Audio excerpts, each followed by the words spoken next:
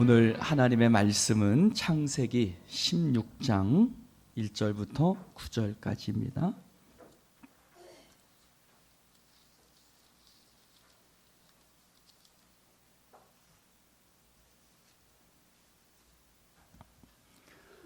창세기 16장 1절부터 9절까지.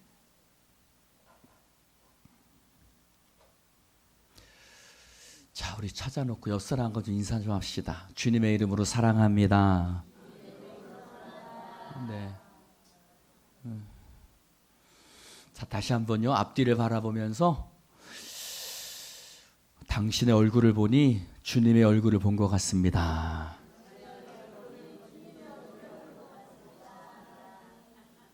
네.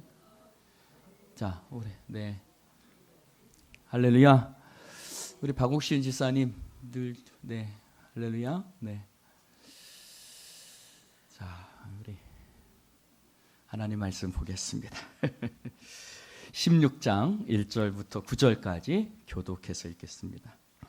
아브라함의 아내 사레는 출산하지 못하였고 그에게 한 여종이 있으니 애굽 사람이요 이름은 하갈이라.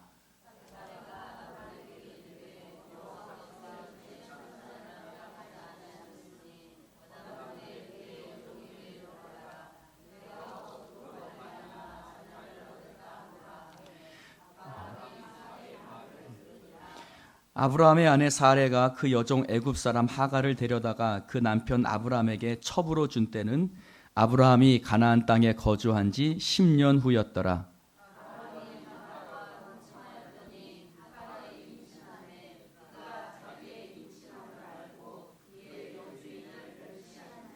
사레가 아브라함에게 이르되 내가 받는 모욕은 당신이 받아야 옳도다.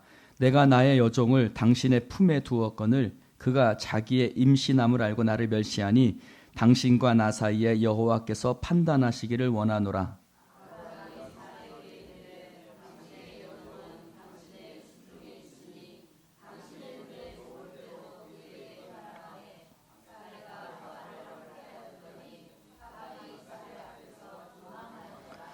여호와의 사자가 광야의 샘물 곁 곧 술길 샘 곁에서 그를 만나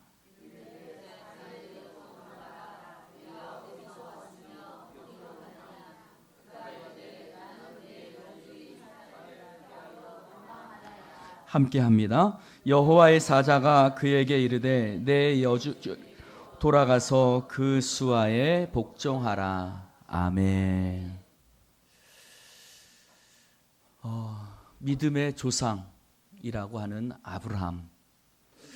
아브라함도 역시 큰 시험을 당하는 것을 볼 수가 있습니다. 여러분, 아무리 믿음이 좋다고 해도 어려움은 어려움인 거죠. 남들은 믿음으로 이겨내라고 쉽게 이야기를 하지만 사실 그 문제를 당하고 있는 자신에게는, 그 본인에게는 그 문제는 보통 문제가, 쉬운 문제가 결코 아닌 것입니다. 이 당시 아브라함의 가정이 당한 가장 큰 문제는 바로 자식이 없는 것이었습니다.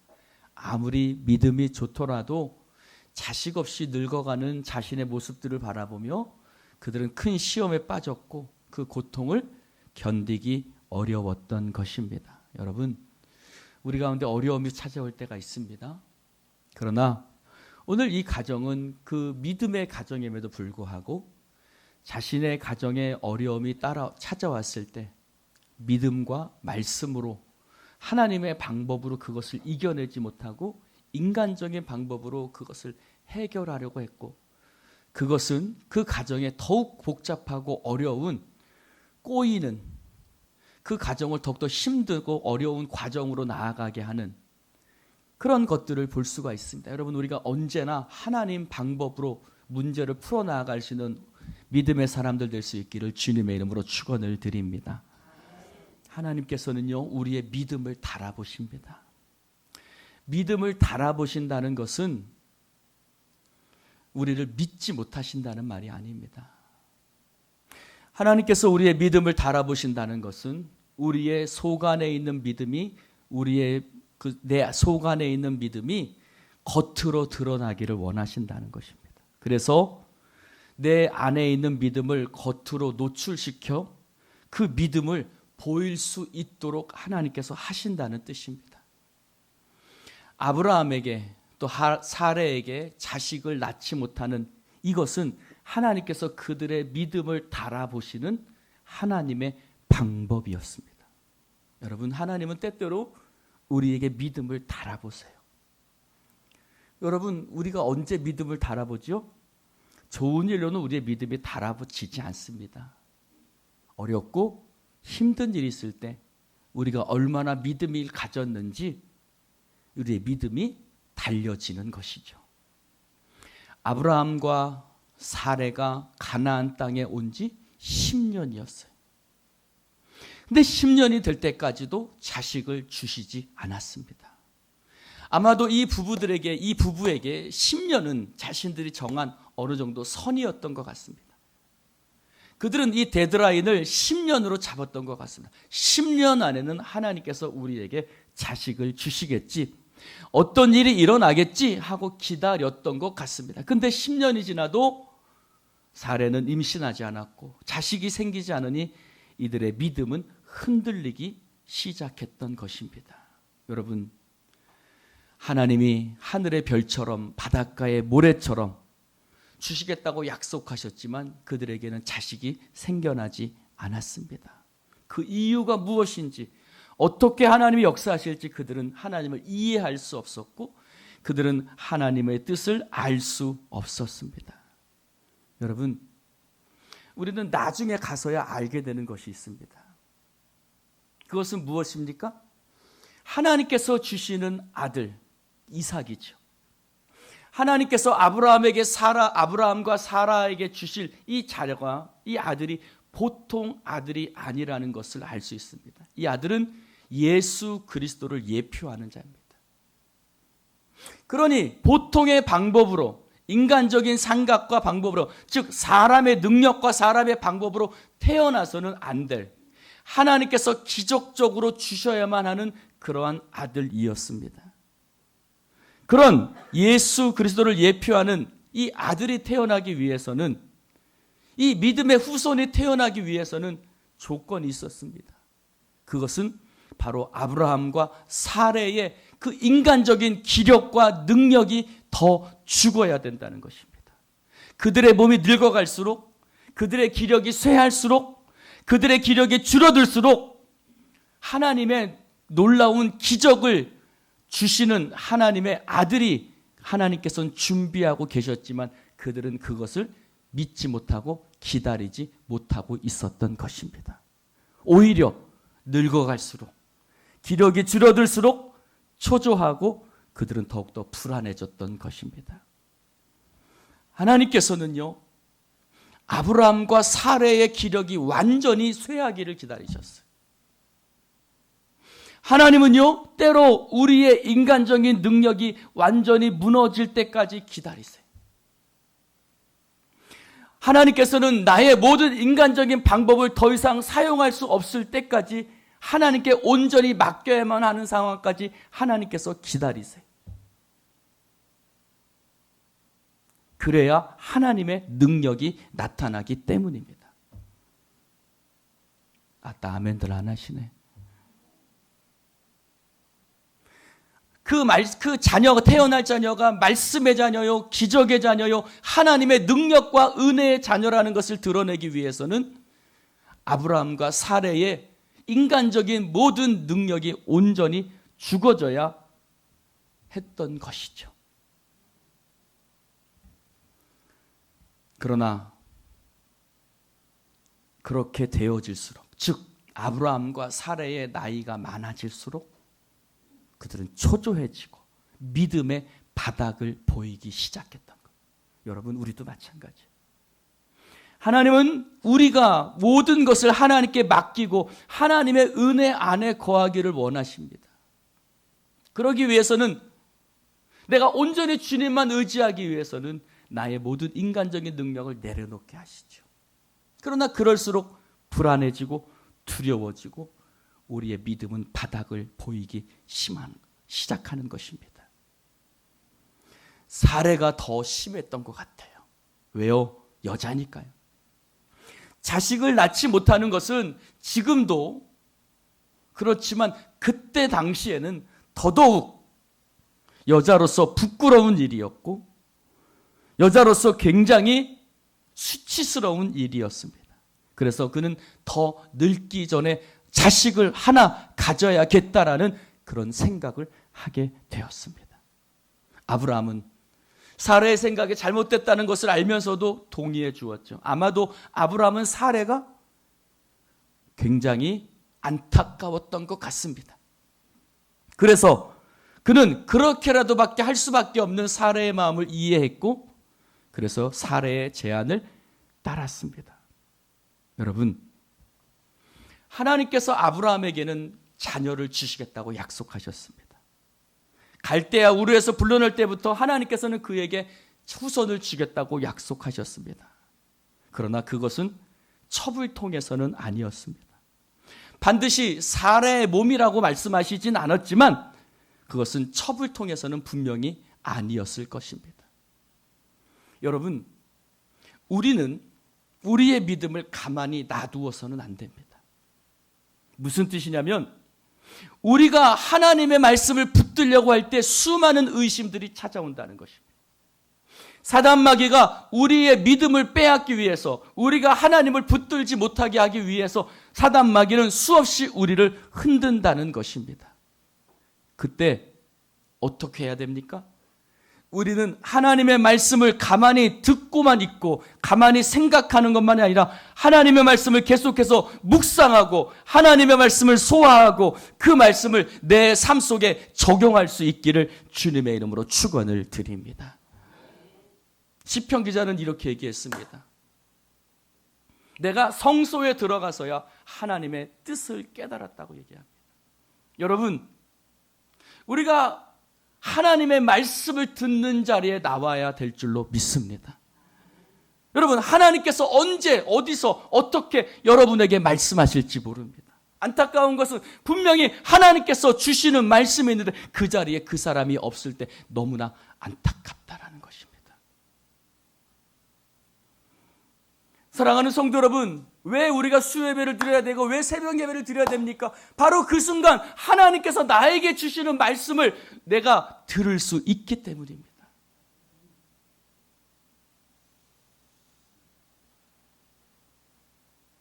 그 말씀을 듣는 자리에 없을 때 너무나 안타깝죠. 사실은 항상 안타까운 것은 진짜 말씀을 들어야 될 분들은 그 자리에 있지 않다라는 것입니다. 믿음은 가만히 있어서 생겨나는 것이 아닙니다. 하나님께서 나에게 주신 말씀을 말씀 속에서 확인하고 내 삶 속에 적용하고 묵상하고 소화하는 가운데 하나님의 역사가 우리 가운데 일어나게 되는 줄로 믿습니다. 때로는 비전이 보이지 않아요. 앞이 보이지 않아요. 어려운 상황은 바뀌지 않습니다. 그때 믿음의 바닥이 보일 때 내가 가만히 있을 것이 아니라 하나님의 말씀 앞으로 나아올 수 있기를 주님의 이름으로 축원을 드립니다. 그때 아무리 하나님을 기다려도 하나님의 역사하심이 없을 때 고개를 쳐드는 것이 있습니다. 그것은 뭡니까? 인간적인 생각이라. 인간적인 방법이라는 것. 인간적인 수단과 방법을 그때부터 찾기 시작합니다. 사레는 남편에게 자기 여종을 첩으로 드리라고 얘기를 합니다. 아브라함의 아내 사레가 그 여종 애굽 사람 하갈을 데려다가 그 남편 아브라함에게 첩으로 준 때는 아브라함이 가나안 땅에 거주한 지 10년 후였더라. 사레는 남편에게 자기 여종을 첩으로 주어서라도 아들, 자식을 가지고 싶었습니다. 사실 이런 방식은 그 당시에는 어떤 문제가 되지 않습니다. 그 당시에는 남자가 여자를 첩으로 얻는 것은 굉장히 정상적인 또 많은 사람들이 하는 방법이었습니다. 일종의 우리가 옛날에 시바지라고 하는 것이죠. 사레가 아브라함에게 이르되 여호와께서 나의 생산을 허락하지 아니하시니 나의 여종과 동침하라. 내가 그로 말미암아 자녀를 얻을까 하노라 하매 아브라함이 사레의 말을 들었습니다. 여러분, 우리가 이 세상에 살면서 이 세상의 관습과 이 세상의 방법들을 온전히 무시하며 살아갈 수는 없습니다. 인간적인 방법들을 우리가 충분히 취해야 합니다. 병원도 가야 하고 약도 먹어야 되고 학교도 다녀야 합니다. 그러나 어떤 부분에서는 하나님께서 세상적인 방법의 도입을 완강하게 거부하십니다. 구원과 관계되는 부분. 아브라함이 아들을 갖는 것은 구원과 관계되는 것이었습니다. 여종을 통해서 아들을 낳는 것은 하나님이 기뻐하시는 방법이 아니었습니다. 그것은 금방 드러났습니다. 어떻게 할 수 있습니까? 4절을 한번 볼까요? 4절을 읽어봅시다. 시작. 아브라함이 하갈과 동침하더니 하갈이 임신함에 그가 자기의 임신함을 알고 그의 여주인을 하나님께서 기뻐하시는 일이었다면 이런 일이 일어날 수 없겠죠. 사레는 얼마나 존귀한 여성입니까? 구약에서 가장 존귀한 여성은 아마 사레일 것입니다. 그런데 이 사레가 여종이었던 하갈로부터 멸시당하는 일이 생겨납니다. 하나님께서 사레를 징계하신 것입니다. 하갈의 마음에서 여주인을 두려워하는 마음을 하나님께서 제하해 버리셨습니다. 그러니까 여종이 마치 자기가 주인인 것처럼 행동하기 시작합니다. 사레를 우습게 여기기 시작합니다. 사레가 여종에게 공격을 받으니까 어떤 일이 일어납니까? 5절을 한번 읽어볼까요? 5절을 읽어봅시다. 시작. 사레가 아브라함에게 이르되 내가 받는 보욕은 당신이 받아야 옳도다. 뭐라고요? 내가 받는 여종은 당신이 받아야 옳도다. 여러분, 사레는요 아브라함을 주라고 불렀습니다. 사레는 남편을 부를 때 주님이라고 불렀던 여자입니다. 그런데 그의 마음의 평화를 잃어버립니다. 영적으로 고갈되니까, 하나님을 벗어나고 영적으로 고갈되니까 도저히 자기가 생각하지 못한 분노의 말들이 쏟아져 나오기 시작합니다. 여러분, 우리 안에 하나님의 성령이 떠나가기 시작할 때 우리 안에 오는 것들이 있습니다. 그것은 참지 못하는 분노와 쏟아져 나오는 수많은 험한 말들이라는 것입니다. 여러분 안에 알 수 없는 분노와 험한 말들이 쏟아져 나오기 시작할 때 그 입술을 닫고 하나님 앞에 나와 말씀 앞에 서시기를 주님의 이름으로 축원을 드립니다. 하나님께서 아브라함의 집에서 성령을 거두고 계십니다. 여러분, 하나님의 성령이 충만할 때 사레는 하갈에게 멸시를 당하지 않았겠죠.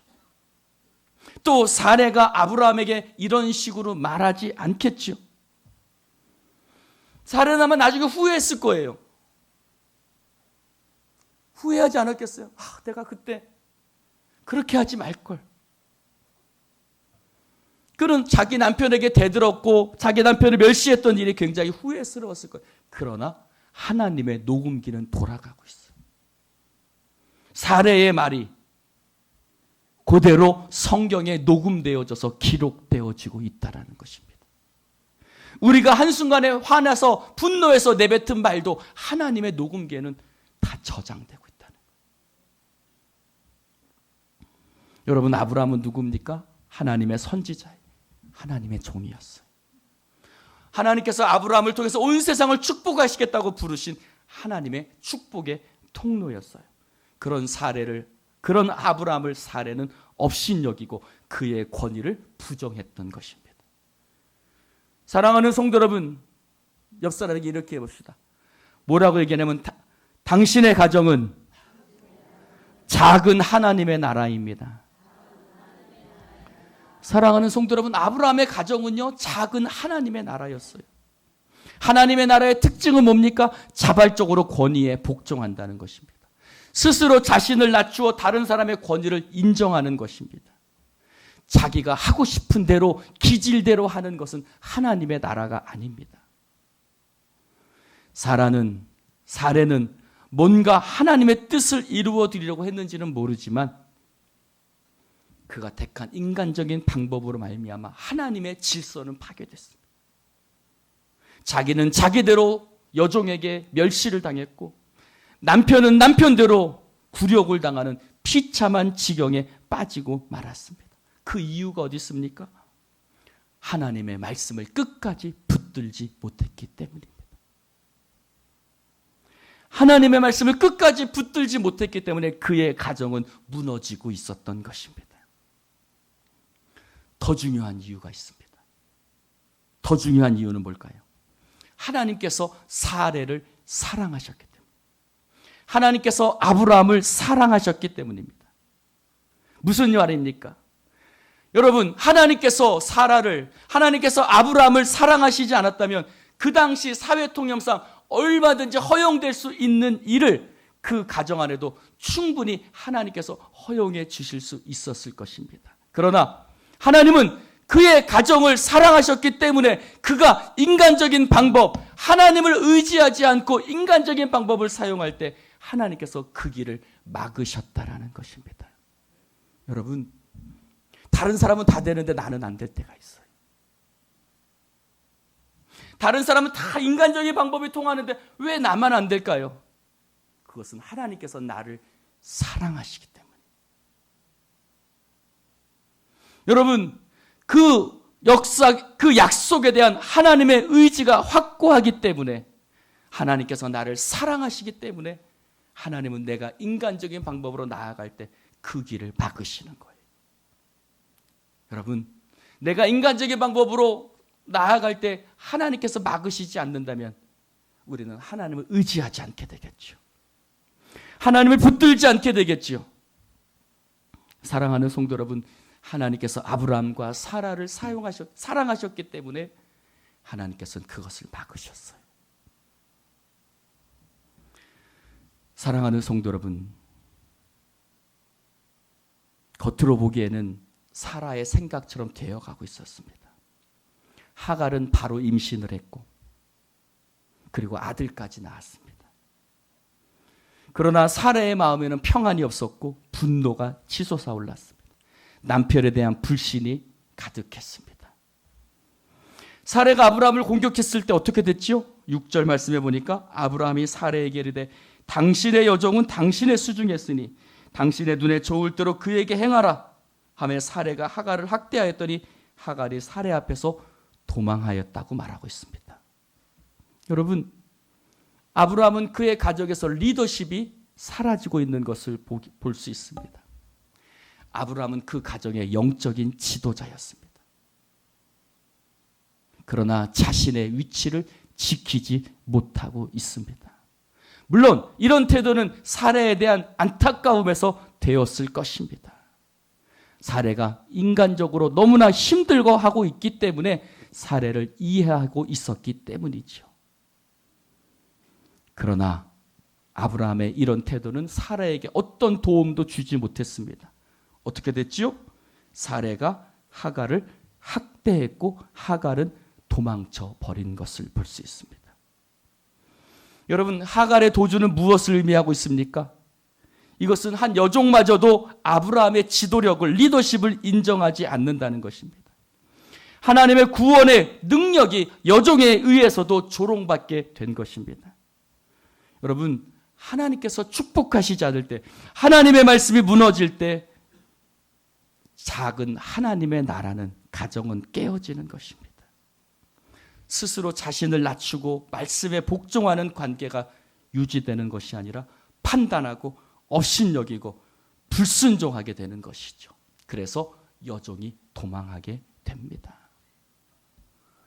사랑하는 성도 여러분, 그러나 오늘 이 가정에 하나님께서 개입하시는 것을 볼 수 있습니다. 어떻게 하나님께서 개입하셨습니까? 7절, 8절 말씀해 보니까 같이 한번 읽어봅시다. 시작. 여호와의 사자가 광야의 샘물 곁 곧 술길 샘 곁에서 그를 만나 이르되 사레의 여종 하갈아 내가 어디로 왔으며 어디로 가느냐. 그가 이르되 나는 내 여주인 사레를 피하여 도망하나이다. 사랑하는 성도 여러분, 아브라함은 하나님의 때를 기다리지 못했습니다. 사레도 마찬가지였습니다. 하나님의 약속을 끝까지 붙들지 못하고 그들은 인간적인 방법을 사용해서 그는 하갈을 통해서 자식을 얻었습니다. 그것은 그의 가정에 큰 불행을 가져다 주었고 남편의 권위도 무너지고 사례의 권위도 무너지었습니다. 그리고 그 여종은 도망가고 말았습니다. 그의 가정은 엉망이 되었습니다. 때로는 우리가 하나님 앞에 바로 서지 못할 때가 있습니다. 때로는 하나님 앞에 우리가 인간적인 방법을 하나님의 방법보다 앞설 때가 있습니다. 오늘 집사님 기도하신 것처럼 우리가 성령보다 앞설 때가 있습니다. 그래서 우리의 삶이 무너지고 우리의 가정이 때로는 생각지 않은 방향으로 흘러갈 때가 있습니다. 그러나 그럼에도 불구하고 하나님께서는 우리의 가정을 통해서 당신의 뜻을 이루어 가시는 줄로 믿습니다. 때로는 교회도 마찬가지죠. 그러나 하나님께서는 그것을 그대로 내버려 두지 아니하시고 반드시 당신의 자녀의 가정과 교회와 삶 가운데 역사하셔서 하나님의 놀라운 뜻을 이루어 가시는 줄로 믿습니다. 오늘 그것이 바로 하나님의 개입하심입니다. 하나님은 어떻게 개입하시죠? 하나님은 도망치는 하갈을 만나셨습니다. 술길 곧 샘물 곁에서 그를 만나 사레의 여종 하갈아 네가 어디서 왔으며 어디로 가느냐. 하나님께서는 하갈에게 물으십니다. 네가 어디로 와서 네가 어디로 가느냐. 하갈은 분노에 찼을 것입니다. 앞뒤도 돌아보지 않았습니다. 그는 너무나 화가 나고 너무나 분노가 차서 아브라함의 집을 뛰쳐나와 버렸습니다. 그 하갈에게 하나님께서 질문하십니다. 네가 어디로 와서 어디로 가느냐. 사랑하는 성도 여러분, 우리의 삶에 하나님 앞에서 생각할 수 있기를 주님의 이름으로 축원을 드립니다. 내가 지금 어디로 와서 어디로 가고 있는지. 너는 사레의 여종 하갈이 아니냐? 8절에 말합니다. 사레의 여종 하갈아, 넌 사레의 여종 하갈이잖아. 넌 사레의 여종이잖아. 네가 멸시했던 그 사레는 네가 무시해도 좋은 그런 사람이 아니다. 하나님께서는 하갈에게 돌아가라고 말씀하셨습니다. 그는 다시 돌아가는 길밖에 없다는 것을 깨달았습니다.